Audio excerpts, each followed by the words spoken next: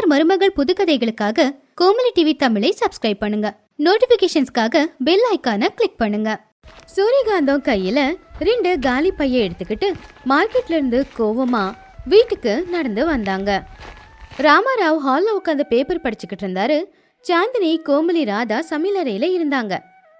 ஏங்க, நியூஸ் பேப்பர்ல உலகத்துல என்ன நடக்குதுன்னு பாக்குறது இல்ல. காய்கறி மார்க்கெட்ல காய்கறி என்ன விலை அப்படிங்கறதையும் கொஞ்சம் பார்த்து சொல்லணும். தக்காளி வெங்காயமும் கிலோ 200 ரூபாவாம். கத்திரிக்காய் வெண்டைக்காவை தொட்டாலே ஷாக் அடிக்குது. எதையுமே வாங்காம வெறும் பைய வாங்கிக்கிட்டு வந்திருக்கேன் பாருங்க. காய்கறி வாங்காம வந்தீங்கன்னா இன்னைக்கு நம்ம என்னத்தை சமைச்சு சாப்பிட்றது காந்தம்? காற்றை சுவாசிச்சு வாழலாமா? காத்து இலவசமா தானே கிடைக்குது, அப்படியே வாழ்ந்துக்கோங்க. சாந்தினி, கோமலி, ராதா இங்க வாங்க. இன்னையில இருந்து நம்ம வீட்டுல காய்கறி சமையல் எல்லாம் இல்ல. வெறும் பருப்பு சாம்பார் வைங்க, மோரை கலந்து வைங்க, அதுக்கு தொட்டுக்க மாங்காய் ஊறுகாயை கொண்டு வந்து வைங்க. காய்கறி வாங்க போனா நம்ம சொத்து எல்லாத்தையும் நம்ம விற்க வேண்டி இருக்கும் போல தெரியுது. அத்தை, என் வீட்டுக்காரு காய்கறி இல்லைன்னா சாப்பிட மாட்டாரு. ராஜேஷும் அப்படிதான். தினமும் அவருக்கு டிஃபன் பாக்ஸுக்கு ஏதாவது வெரைட்டியா வேணும். ராதாவுக்கு ஏற்கனவே உடம்பு சரியில்லை. சத்தான காய்கறி எல்லாம் அவ சாப்பிடணும் இல்லையா? யாரா இருந்தாலும் சரி, காய்கறி விலை குறையிற வரைக்கும் அட்ஜஸ்ட் பண்ணிக்கிட்டு தான் ஆகணும். என் பேச்சை மீறி யாராவது காய்கறி வேணும்னு கேட்டீங்க, அப்புறம் என்னை நீங்க மனுஷியா பார்க்கவே முடியாது, பார்த்துக்கோங்க. ராஜேஷ் மோகன் அப்பதான் சாப்பிட வந்து உக்காந்தாங்க. சாந்தினி வெறும் பருப்பு சாம்பாரும் ஊறுகாயும் கொண்டு வந்து வச்சா. என்ன சாந்தினி இது? காலையிலயும் இதே பருப்பு குழம்பு, மதியமும் அதே பருப்பு குழம்பு, இப்ப ராத்திரிக்கும் அதே பருப்பு குழம்பு தானா? சரி, அதில் ஒரு முருங்கைக்காவோ கத்திரிக்காவோ இருக்கோன்னு பார்த்தா இல்லை. இதை எப்படி 3 வேளை சாப்பிட்றது? அண்ணே, நீயாவது இந்த பருப்பு குழம்பு சாப்பிட்ற? இன்னைக்கு ஆஃபீஸில் டிஃபன் பாக்ஸை ஓப்பன் பண்ணா அதில் வெறும் துவையல் அரைச்சி வச்சிருக்காங்க அம்மா. ஆஃபீஸ் கோழிகள்லாம் பார்த்து எப்படி சிரிக்கிறாங்க தெரியுமா? கொஞ்சம் அட்ஜஸ்ட் பண்ணிக்கோங்கடா. உங்கள் அம்மாவோட கஞ்சத்தனம் உச்சத்துக்கு வந்திருக்கு, வேற வழியும் இல்லையே. அப்பதான் பக்கத்து வீட்டு சாந்தம்மா அங்க வந்தா. என்ன சூரியகாந்தம், கேள்விப்பட்டேன் உன் வீட்டில் 2 நாளா காய்கறி எதுவுமே சமைக்கிறது இல்லையாமே. வீட்டில் 3 மருமகளுங்க இருக்காங்க. அவளுங்களுக்கு காய்கறி போட்டு குழம்பு செய்ய வரலன்னா அது ஆச்சரியம்தான். என் வீட்டில் பாரு, ஃப்ரிட்ஜ் நிறைய காய்கறி வாங்கி வச்சிருக்கேன். என்ன பண்ணுறது, ஏழைங்கன்னா கஷ்டப்படத்தான் வேணும். என்னது ஏழைங்களா? ஏய் சாந்தம்மா, என்ன கிண்டலா? என் மருமகளுங்க நினைச்சா தங்க மாதிரி காய்கறிகளை வளர்ப்பாங்க. பார்த்துக்கிட்டே இரு, கொஞ்ச நாள்ல எங்க வீட்டுல எவ்வளவு காய்கறி எல்லாம் இருக்க போகுதுன்னு. அதை கேட்டு சாந்தம்மா கிண்டலா சிரிச்சுக்கிட்டு போனா. ஆனா சூரியகாந்தம் அவங்க சொன்ன வார்த்தைக்கு அவங்களே பயந்து போய் உக்காந்துட்டாங்க. சூரியகாந்தம் சொன்னதை சாந்தினி, கோமலி, ராதா 3 பேரும் கேட்டு அந்த வீட்டு மொட்டை மாடிக்கு போய் யோசிச்சுக்கிட்டு இருந்தாங்க. அவங்க வீட்டு மொட்டை மாடி ரொம்பவும் பெருசா இருந்துச்சு. அக்கா, அத்தை சாந்தம்மா கிட்ட நம்ம மேல இருக்கிற தைரியத்துல வாக்கு கொடுத்துட்டாங்க. இப்ப என்ன பண்றது? மார்க்கெட்ல காய்கறி விலையும் ரொம்ப அதிகமா தான் இருக்கு. அக்கா, நமக்கு தான் இவ்வளவு பெரிய மாடி இருக்குல்ல, நாம ஏன் இந்த மாடியில காய்கறி எல்லாம் வளர்க்க கூடாது? மாடி தோட்டம் எப்படி வளர்க்கறதுன்னு எனக்கு நல்லாவே தெரியும். கீழே இருந்து மண்ணை கொண்டு வந்து அதுல விதைகளை போட்டு காய்கறிகளை வளர்க்கலாம். இது நல்ல யோசனை தான். ஆனா மாடியில மண்ணை போட்டு காய்கறி வளர்த்தா வீடு வீணா போயிடும்னு அத்தை திட்டுவாங்க இல்லையா? அதுக்கு என்கிட்ட ஒரு சொல்யூஷன் இருக்குக்கா. நம்ம மண்ணை கொண்டு வந்து நேரா மாடி தரையில போட்டாதானே தப்பு. அதுக்கு பதிலா பழைய பிளாஸ்டிக் கேனு, பிளாஸ்டிக் கவரு, கோணிப்பை, அப்புறம் இந்த பூந்தொட்டி, இதுலெல்லாம் மண்ணை போட்டு நம்ம காய்கறி விதைகளை போட்டா மொட்டை மாடியும் கெடாது, காய்கறியும் விளையும். ஆமாக்கா, நம்ம மாட்டுக்கொட்டால இருக்கிற மாட்டு சாணம், அப்புறம் நம்ம வீட்டை சுத்தி இருக்கிற மரத்தோட இலைங்க, இது எல்லாத்தையும் போட்டு நம்ம இயற்கையா உரத்தையும் தயார் பண்ணலாம். அந்த உரத்தை கொண்டு வந்து செடிங்களுக்கு போட்டா செடிங்களும் சத்தா இருக்கும், நிறைய காய்கறிகளையும் கொடுக்கும். அப்புறம் என்ன, நம்ம 3 பேர் சேர்ந்து நம்ம மொட்டை மாடிய பச்சை பசேல்னு இருக்கிற தோட்டமா மாத்தலாம். இன்னைக்கே வேலைய ஆரம்பிச்சிடலாம். அன்னைக்கு சூரியகாந்தம் தூங்கிக்கிட்டு இருக்கிற நேரத்துல மருமகளுங்க அவங்க புருஷங்களை எழுப்புனாங்க. என்ன சாந்தினி, ராத்திரி 12 மணிக்கு வந்து எழுப்பியிருக்க? ஏதாவது ரகசியமா சமையல் பண்ணியிருக்கியா? எனக்கு ரொம்ப பசிக்குது. அதெல்லாம் ஒண்ணும் இல்லைங்க. நம்ம வீட்டு மொட்டை மாடியில காய்கறியை நாங்க வளர்க்க போறோம். ஊருக்கும் தெரியாம, நம்ம அத்தைக்கும் தெரியாம. நீங்க நம்ம தோட்டத்துல நாங்க மண்ணை எடுத்து வச்சிருக்கோம், அதை மூட்டையில போட்டு மொட்டை மாடிக்கு கொண்டு வாங்க. என்னது, இந்த நடு ராத்திரியில மண்ணை சுமந்து வரணுமா? என்னால முடியாது, நாளைக்கு ஆபீஸ் வேற இருக்கு. இங்க பாருங்க, நீங்க மண்ணை கொண்டு வரல, நாளையில இருந்து அந்த துவையில கூட அரைச்சி வைக்க மாட்டேன். வெறும் உப்பு போட்டு தண்ணி போட்டு சோறு கொடுப்பேன். டே ராஜேஷ், வாயை முடிக்கிட்டு வாடா. ஒரு வாரத்துல எப்படியும் ஒரு தக்காளியாவது விளையும் இல்ல, தக்காளி குழம்பாவது சாப்பிடுவோம். இப்படியே போனா கஷ்டம்டா. வேற வழி இல்லாம ராஜேஷும் மோகன் 2 பேருமே கீழே இருக்கிற மண்ணு மூட்டை அப்புறம் உர மூட்டைய மாடிக்கு கொண்டு போய்கிட்டு இருந்தாங்க. அடிக்கடி தூக்க முடியாம அவங்க எல்லாரும் கால் வலிக்கு விழுந்துகிட்டு இருந்தாங்க. அதை பார்க்கறதுக்கு ரொம்ப காமெடியாவும் இருந்துச்சு. இப்படியே ஒரு மாசமும் போச்சு. ராதாவுக்கு விவசாயம் நல்லாவே தெரியுங்கிறதுனால பையங்கள்ல மண்ணை போட்டு அதுல விதைய தூவி நேரத்துக்கு சரியா தண்ணியும் ஊத்திக்கிட்டு இருந்தா. ஒரு நாள் சூரியகாந்தம் துணி காய வைக்கிறதுக்காக மொட்டை மாடிக்கு வந்தாங்க. ஆனா மொட்டை மாடிக்கு வந்தவங்க அங்க இருக்கிற காட்சியை பார்த்து ரொம்பவும் ஆச்சரியப்பட்டாங்க. சாதாரண மொட்டை மாடி இப்போ ஒரு காய்கறி தோட்டமாவே மாறி இருந்துச்சு. அந்த மொட்டை மாடி தோட்டத்துல தக்காளி, கத்திரிக்காய், வெண்டைக்காய், பச்சை மிளகா, சொரக்காய், பீர்க்கங்காய் இப்படி எல்லாமே காய்ச்சி தொங்கிக்கிட்டு இருந்துச்சு. அதை பார்த்ததுமே சூரியகாந்தத்துடைய கண்ணுல இருந்து ஆனந்த கண்ணீர் கொட்ட ஆரம்பிச்சுது. என்ன இது? இது ஏன் வீடுதானா இல்ல காய்கறி தோட்டமா? அடடடா, இதுக்கெல்லாம் காரணம் நீங்க தானே வளர்த்தீங்க எல்லாத்தையும். ஆமாத்த, வெளியிலேருந்து எந்த ஒரு கெமிக்கலும் வாங்காம நம்ம வீட்லயே நாம உரத்தை தயாரிச்சு அந்த உரத்தை போட்டு ஹெல்தியா ஆர்கானிக் முறையில வளர்த்தது. நீங்க பக்கத்து வீட்டு சாந்தம்மா கிட்ட பெட்டு கட்டினீங்கல்ல, அதனாலதான் ரூபா செலவில்லாம இவ்வளத்தையும் செஞ்சிருக்கோம். அம்மா, இப்ப சொல்லு, இன்னிலிருந்து வீட்டுல காய்கறி விருந்தே நீ வைக்க தானே போற? சூரியகாந்தம் மருமகளுங்களை பாசமா கட்டிப்பிடிச்சாங்க. ராமராவ் அது பெருமையா பாத்துக்கிட்டு இருந்தாரு. அதே நேரம் இன்னொரு பக்கம் சாந்தம்மாவோட வீட்டுல சாந்தம்மாவுக்கு அன்னைக்கு ராத்திரி தூக்கம் கூட வரல. ஏன்னா சூரியகாந்தத்தோட வீட்டு மொட்டை மாடியில இருக்கிற அந்த காய்கறி, தக்காளி, பச்சை மிளகாய் எல்லாமே அவ தூக்கத்தை கெடுத்துச்சு. அதை எப்படியாவது டேஸ்ட் பண்ணி பார்க்கணும்னு சொல்லி அன்னைக்கு ராத்திரி யாருக்குமே தெரியாம சூரியகாந்தத்தோட வீட்டு மொட்டை மாடிக்குள்ள போனாங்க. அந்த இருட்டுல மொட்டை மாடியில எகிரி குதிச்சு ஒரு தக்காளியை பறிக்கிறதுக்கு சாந்தம்மா முயற்சி பண்ணிக்கிட்டு இருக்கும்போது சரியா அதே நேரத்துலதான் அங்க விளைஞ்சிருக்கிற காய்கறிகளுக்கு பாதுகாப்பா இருக்கிறதுக்காக ராஜேஷும் மோகனும் மொட்டை மாடியில தான் படுத்து தூங்கிக்கிட்டு இருந்தாங்க. கனவுல கூட பிரியாணி சாப்பிடுற மாதிரி கனவு கண்டுகிட்டு இருந்த மோகன் திடீர்னு கண்ணை திறந்து சாந்தம்மாவை பார்த்தான். திருடன் தக்காளிய திருட வந்திருக்கான். டே ராஜேஷ், எழுந்திரிடா. ராஜேஷ் உடனே எழுந்திருச்சு அவன் போன்ல இருக்கிற டார்ச் லைட்டை ஆன் பண்ணான். அந்த டார்ச் லைட் வெளிச்சத்துல கையில தக்காளி வச்சுக்கிட்டு சாந்தம்மா மாட்டிக்கிட்டாங்க. அதை பார்த்து அவங்க ஆச்சரியப்பட்டாங்க. உடனே அந்த சத்தத்தை கேட்டு சூரியகாந்தம், சாந்தினி, கோமலி, ராமராவ், ராதா எல்லாருமே மொட்டை மாடிக்கு வந்துட்டாங்க.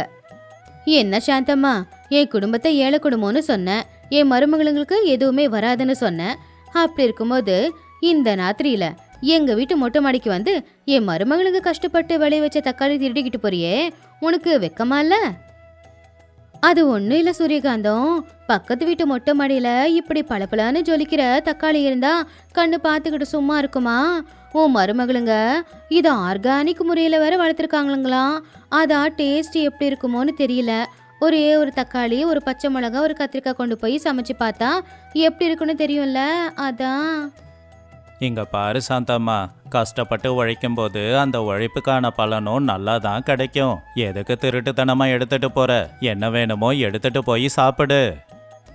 சாந்தம்மா உடனே தலை குனிச்சு அங்கிருந்து போனா. 3 மருமகளுங்களும் சூரியகாந்தமும் பார்த்து சிரிச்சுக்கிட்டு இருந்தாங்க. திடீர்னு ஒரு நாள் ஊருக்கு பயங்கரமான ஒரு கஷ்டம்.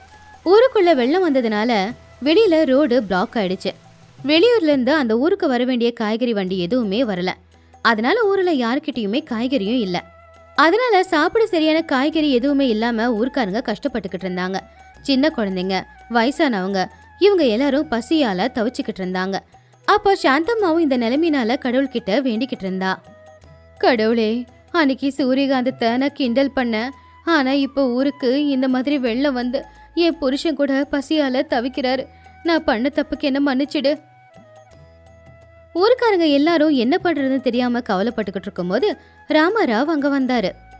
யாரும் எதுக்கும் கவலைப்படாதீங்க. எங்க வீட்டு மொட்டை மாடியில உங்க எல்லாருக்கும் தேவையான காய்கறி இருக்கு. எல்லாரும் என் வீட்டுக்கு வாங்க. ஊஜனங்க எல்லாருமே சூரியகாந்தத்தோட வீட்டு மொட்டை மாடிக்கு வந்தாங்க. அங்க இருக்கிற அந்த பசுமை தோட்டத்தை பார்த்து ஆச்சரியப்பட்டாங்க. சாந்தம்மாவும் தலை குனிஞ்சு அங்கதான் நின்னுக்கிட்டு இருந்தா. சூரியகாந்தம் ஒரு காலத்துல கஞ்ச பிஸ்னாரிதான். ஆனா இப்ப எல்லாருக்குமே உதவி செய்யற மனசோட அவங்க இருந்தாங்க. சாந்தினி, கோமலி, ராதா, சீக்கிரமா இங்க இருக்கிற காய்கறி எல்லாத்தையுமே பறிச்சு வந்தவங்களுக்கு சரியா பங்கு போட்டு கொடுங்க. யாரும் பட்னியா இருக்க கூடாது. கோமலி, சாந்தினி, ராதா 3 பேரா சேர்ந்து அங்க விளைஞ்ச காய்கறி எல்லாத்தையுமே பறிச்சுக்கிட்டு இருந்தாங்க. ராமராவ் ஊர்க்காரங்கள வரிசையில நிப்பாட்டி யாருக்கு எந்த காய்கறி வேணுமோ அதை பார்த்து அளவா போட்டு கொடுத்துக்கிட்டு இருந்தாரு. அப்பதான் ராதா ஒரு வயசான பாட்டிக்கு காய்கறி கொடுத்துக்கிட்டு இருக்கும்போது, இதை எடுத்துட்டு போய் சாப்பிடுங்க பாட்டி, இந்த கீரை சாப்பிட்டா உங்க உடம்புக்கு ரொம்ப நல்லது. இதுல பாவக்காயும் கத்திரிக்காயும் இருக்கு, உங்களுக்கு எப்படி தோணுதோ அப்படி சமைச்சு சாப்பிடுங்க. இது எல்லாத்தையும் பார்த்துக்கிட்டு இருந்த சூரியகாந்த கண்ணுல இருந்து கண்ணீர் தான் வந்துச்சு. ஒரு காலத்துல காய்கறி வாங்க முடியாம காலி பைய வீட்டுக்கு எடுத்துட்டு வந்த சூரியகாந்தம் இப்போ ஆயிரக்கணக்கான மதிப்பு இருக்கிற அந்த காய்கறிகளை எல்லாருக்கும் இலவசமா கொடுக்கறது அவங்களுக்கு சந்தோஷமா இருந்துச்சு.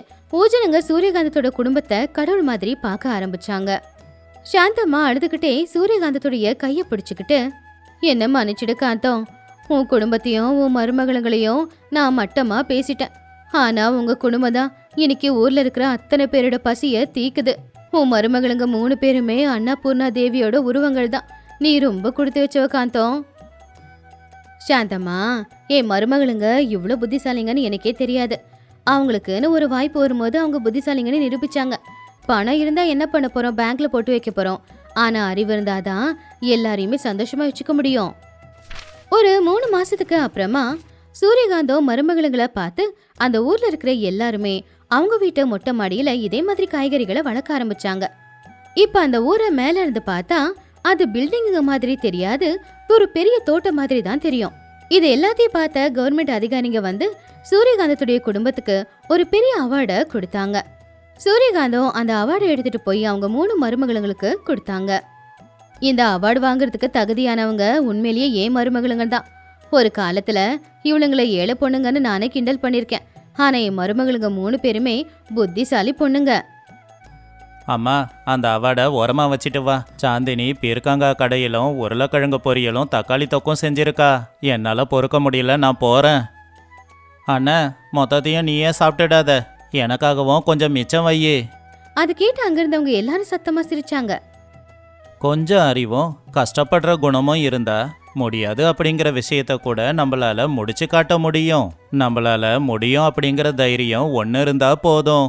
இது இன்னைக்கான கதை. இன்னொரு நல்ல கதையோட உங்களை சந்திக்கிற வரைக்கும் நன்றி, வணக்கம். ராமபுரத்துல அந்த வருஷம் வெயில் பயங்கரமா இருந்துச்சு. காலையில 8 மணிக்கு சூரிய அவனுடைய தாக்கத்தை காட்ட ஆரம்பிச்சான். சூரியகாந்தம் வீட்டுல சோஃபால ஃபேனுக்கு கீழே உட்காந்துக்கிட்டு இருந்தாங்க. ஏங்க, இப்படி விசிறிய வச்சு விசிறிக்கிட்டு இருந்தா காத்து வராது, உங்களுக்கு கைவலி தான் வரும். அந்த கோமலியை கூப்பிட்டு கொஞ்சம் சில்லுன்னு கூழ் எடுத்துட்டு வந்து கொடுக்க சொல்லுங்க. என்னமோ காந்தம், இந்த அனலுக்கு நான் போட்டிருக்கிற சட்டையில இருந்து எல்லாமே நனைஞ்சு போச்சு. ஃபேன்ல இருந்து காத்து கூட வரல. அவங்க அப்படி பேசிக்கிட்டு இருக்கும் போதே கோமலி கையில ஒரு மண்பானையை எடுத்துக்கிட்டு மாமியார் மாமனாருக்கு கொண்டு வந்து கொடுத்தா. மாமா, இந்தாங்க, இந்த பானை தண்ணியை குடிங்க. ஃப்ரிட்ஜ் தண்ணியை விட இது சில்லுன்னு இருக்கும், அதே நேரம் உடம்புக்கும் ரொம்ப நல்லது. அப்பதான் சாந்தினி வெளியில வந்து, ஓ மை காட், பானை தண்ணியா? அதுல பாக்டீரியா இருக்கும் கோமலி. நான் ஆன்லைன்ல ஸ்மார்ட் ஏசி ஆர்டர் பண்ணிருக்கேன். அது போட்டோம்னா நம்ம வீடு சுவிட்சர்லாந்து மாதிரி மாறிடும். எது ஏசியா? அதுக்கு கரண்ட் பில்லு எவ்வளவு வரும்? நீ எப்பவுமே செலவு பண்ணிக்கிட்டே இரு. கோமலிய பாத்தியா, ₹1 இல்லாம எல்லா வேலையும் செய்யறா. மதியம் ஒரு 12 மணிக்கு வெயில் நல்ல உச்சியில வந்ததுனால ரூமே ரொம்ப அனலா இருந்துச்சு. சாந்தினி தன்னை சுத்தி 3 ஃபேனை வச்சுக்கிட்டு லேப்டாப்ல ஏதோ ஆர்டர் போட்டுக்கிட்டு இருந்தா. ரமேஷ், நம்ம பெட்ரூம்ல ஏசி வேலை செய்ய மாட்டேங்குது. சென்ட்ரல் ஏசி போடுறதுக்காக இன்ஜினியரை வர சொல்லியிருக்கேன். இந்த அனல்ல என்னால ஒரு நிமிஷம் கூட இருக்க முடியாது. என் ஸ்கின் எல்லாம் டேன் ஆயிடும். அப்புறம் இன்னைக்கு இன்ஸ்டன்ட் மிஸ்ட் கூலர் ஒன்று ஆர்டர் போட்டிருக்கேன். அது வந்துச்சுன்னா பனி பொழிகிற மாதிரி இருக்கும். சாந்தினி, ஏற்கனவே என் சம்பளத்துல பாதி கரண்ட் பில்லுக்கு தான் போகுது. இதுல சென்ட்ரல் ஏசி போட்டா அப்பா என்ன வீட்டை விட்டு துரத்திடுவாரு. அந்த மிஸ்ட் காத்தோட காத்தா கலந்துடும். ஆனா உன் பைக்கு பணம் திரும்ப வருமா? இன்னொரு பக்கம் கோமலி ஹால்ல இருக்கிற ஜன்னல் இருக்கிற ஸ்கிரீன் எல்லாத்தையுமே எடுத்து கோணிப்பைய ஈரம் பண்ணி ஜன்னலுக்கு போட்டான். அத்தை, இப்ப பாருங்க, வெளியில இருந்து அனல் காத்து வீசினாலும் அந்த காத்து இந்த ஈரமான கோணிப்பையில பட்டு உள்ள வரும்போது நல்ல சில்லுன்னு காத்து வீசும். ஆமா கோமலி, இது வரைக்கும் அனலா வீசின காத்து இப்ப சில்லுன்னு வீசுது. நீ ₹1 கூட செலவு பண்ணாம எல்லாத்தையும் பண்ற. ஆனா என் சின்ன மருமக சாந்தினி செலவு மட்டும்தான் பண்ணிக்கிட்டே இருக்கா. அப்பதான் காந்தம்மா வீட்டுக்குள்ள வந்தாங்க. என்ன காந்தம், இது வீடா இல்ல குப்பை தொட்டியா? ஜன்னல்ல கோணி பை போட்டு வச்சிருக்க. உன் சின்ன மருமக ஏசி வாங்கி போட்டுக்கிட்டு இருக்கா, பெரிய மருமக கோணி பைய போட்டுக்கிட்டு இருக்கா. இது பணக்கார குடும்பமா இல்ல ஏழை குடும்பமா? உன் சின்ன மருமக வாங்குற ஏசியோட காத்து எங்க வீட்டுல பட்டு எங்க வீடு குளுகுளுன்னு இருக்கு. சாந்தம்மா, என் குடும்ப விஷயம்லாம் உனக்கு எதுக்கு? வெயில்ல மூளை ஏதாவது கலங்கி போச்சா? போய் கொஞ்சம் மோர் குடிச்சா நிம்மதியா இருக்கும். ராமாராவ் சோஃபால வெயில் தாங்க முடியாம உட்காந்துருக்கும் போது, மாமா, நான் உங்களுக்காக ஸ்பெஷல் இட்டாலியன் ஐஸ்கிரீமா ஆர்டர் பண்ணிருக்கேன். அதை சாப்பிட்டீங்கன்னா உங்க பாடி டெம்பரேச்சர் பாதியா குறைஞ்சிடும். சாந்தினி, ஐஸ்கிரீம் சாப்பிட்டா அப்ப சில்லுன்னு இருக்கும், ஆனா அதுக்கப்புறம் பாடி ஹீட் ஆயிடும். மாமா, இந்தாங்க, வயலுக்கு போயிருந்தேன், அங்க நுங்கு வெட்டிக்கிட்டு இருந்தாங்க. இந்த நுங்க உங்களுக்காக கொண்டு வந்தேன். இதை சாப்பிடுங்க, உடம்புக்கும் குளிர்ச்சி, மனசுக்கும் நல்லா இருக்கும். ராமாராவ் சிரிச்சுக்கிட்டே அந்த நுங்கு சாப்பிட்டுக்கிட்டு இருக்கும்போது சாந்தினியோட ஐஸ்கிரீம் உருகி அவ ட்ரெஸ்ல விழுந்துருச்சு. ஐயோ, ஐஸ்கிரீம் எல்லாம் ட்ரெஸ்ல பட்டுருச்சு. நான் மறுபடியும் போய் குளிக்கணும். அத்தை, நம்ம வீட்டுக்குள்ள ஒரு வாட்டர் ஃபவுண்டனை வச்சுக்கலாமா? வீட்டுக்குள்ள தண்ணி ஊத்தும் போது வீடு சில்லுன்னு இருக்கும்ல. வாட்டர் ஃபவுண்டனா? உனக்கு அறிவு இருக்கா? அதுக்கு மோட்டர் வைக்கணும், கரண்ட் பில்லு அதிகமாகும். அப்புறம் அந்த தண்ணியில கொசு வந்து உக்காந்துக்கிட்டு நம்ம ஏசி ரூம்ல இருக்க மாட்டோம், ஹாஸ்பிட்டல்ல தான் இருப்போம். கோமலி, வீரம்மா கிட்ட ஒரு பெரிய தொட்டி இருக்கும்ல, அதை வாங்கிட்டு வா. அதுல தண்ணிய ஊத்தி இதோ இந்த சின்ன மருமகளை அந்த தொட்டிக்குள்ள உட்கார வச்சிடு. அப்பதான் அங்க வந்த ராஜேஷ், ஆமா சாந்தினி, அது சூரியகாந்தம் ஹோம்மேடு நீச்சல் குளம். அதுல தாமரை பூவெல்லாம் போடலாம், உனக்கு தான் ரொம்ப பிடிக்குமே. அப்பதான் சாந்தினி கையில ஒரு ஃபேன் எடுத்துக்கிட்டு வெளியில வந்தா. மாமா, இது பாக்கெட் ஏசி. நாம எங்க போனாலும் இது கூடவே எடுத்துக்கிட்டு போனா சில்லுன்னு காத்து வீசும் அப்படின்னு சொன்னப்போ அதுல வர சவுண்ட பார்த்து ராமாராவ், சாந்தினி, இதுல இருந்து காத்து வருதோ இல்லையோ, நம்ம காது போக போகுது. இதுல வர சத்தத்தை கேட்டு தெருநாய்ங்க எல்லாம் குலைக்குது பாரு. சாந்தினி, அதுக்கு பதிலா இதோ பனை ஓலையில செஞ்ச விசிறி இருக்கு பாரு, இதுல காத்து விசிறிக்கோ, காத்தும் வரும், இது உடம்புக்கும் நல்லது. கொஞ்ச நேரத்துல இபி ரீடிங் எடுக்கிறவரு வீட்டு கதவை தட்டுனாரு. ரீடிங் எவ்வளவு இருக்குன்னு கணக்கு எடுத்து போட்டு கொடுத்தாரு. காந்தம், காந்தம், கரண்ட் பில்லு ₹5000 வந்திருக்கு. இந்த பாக்கெட் ஏசி ஸ்மார்ட் கூலரால நம்ம பாக்கெட்டு தான் காலியாயிருக்கு. சூரியகாந்தம் அதை கேட்டு ரொம்ப ஷாக் ஆயிட்டாங்க. என்னது, ₹5000? இது என்ன வீடா இல்ல கடையா? சாந்தினி, இது எல்லாத்துக்கும் காரணம் நீதான். ரூம்ல ஏசி, கிச்சன்ல சிம்னி, ஹால்ல 4 இடத்துல 4 ஃபேனு, இதுக்கெல்லாம் நான் தான் கட்டணுமா? அப்ப சாந்தினி அதை கேட்டு, அத்தை, லக்ஸரியா வாழணும்னா கொஞ்சம் பணம் செலவாகத்தானே செய்யும். அந்த பணத்தை வேணும்னா எங்க அப்பா கிட்ட வாங்கிட்டு வந்து நான் கொடுத்துடுறேன்.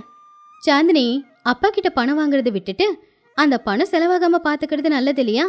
நான் தினமும் அந்த வேப்ப மரத்துக்கு கீழே கைத்து கட்டல் போட்டு தான் தூங்குறேன். எங்க ரூமுக்கு கரண்ட் பில் வெறும் ₹100 தான் வந்திருக்கு. மரத்தோட நிழல்ல படுக்கும்போது கிடைக்கிற அந்த குளிர்ச்சி எந்த ஏசியாலையும் கொடுக்க முடியாது. பாத்தியா சாந்தினி, ஏழை மருமக என்னெல்லாம் சொல்றான்னு? ஆனா பணக்கார மருமக நீதான் எங்களுக்கு நிறைய செலவு வச்சுக்கிட்டு இருக்க. ஆனா வெயில் அதிகமாகிறதுனால சாந்தினி ஏதேதோ யோசனை பண்ணிக்கிட்டு இருந்தா. ஏங்க, நம்ம ஃப்ரிட்ஜ் இருக்குல்ல, அதுல இருக்கிற ஷெல்ஃப் எல்லாத்தையும் எடுத்துக்கிட்டு நான் போய் அதுக்குள்ள உட்காந்துக்கிட்ட எப்படி இருக்கும்? ஏசியில இருக்கிற மாதிரி இருக்கும், பக்கத்திலேயே ஐஸ்கிரீமும் இருக்கும். சாந்தினி, அது ஃப்ரிட்ஜு, ஏசி இல்ல. உள்ள காத்து இல்லாம மூச்சு முட்டி செத்து போயிடுவ. இனிமே இப்படி பண்ணாத. ஆனாலும் சாந்தினி கேட்காம ஃப்ரிட்ஜில் இருக்கிற எல்லா பொருளையும் வெளியெடுத்து வச்சு உள்ள ஒரு சேர் போட்டு உட்காந்துருந்தா. அப்பதான் சூரியகாந்தம் அந்த பக்கமா வந்தாங்க. ஃப்ரிட்ஜை யாரும் சரியா மூடல போல, கரண்ட் பில் அதிகமாயிக்கிட்டு இருக்குன்னா இது வேற இப்படி பண்றாங்க அப்படின்னு சொல்லி ஃப்ரிட்ஜ் டோரை அழுத்தி சாத்திட்டாங்க. உள்ள இருந்து சாந்தினி கத்த ஆரம்பிச்சா. ஐயோ, யாரு கதவை சாத்தினது? தொறங்க, உள்ள மூச்சு விட முடியல, சில்லுன்னு இருக்குன்னு வந்த, ஆனா இப்போ நடுங்க ஆரம்பிக்குது.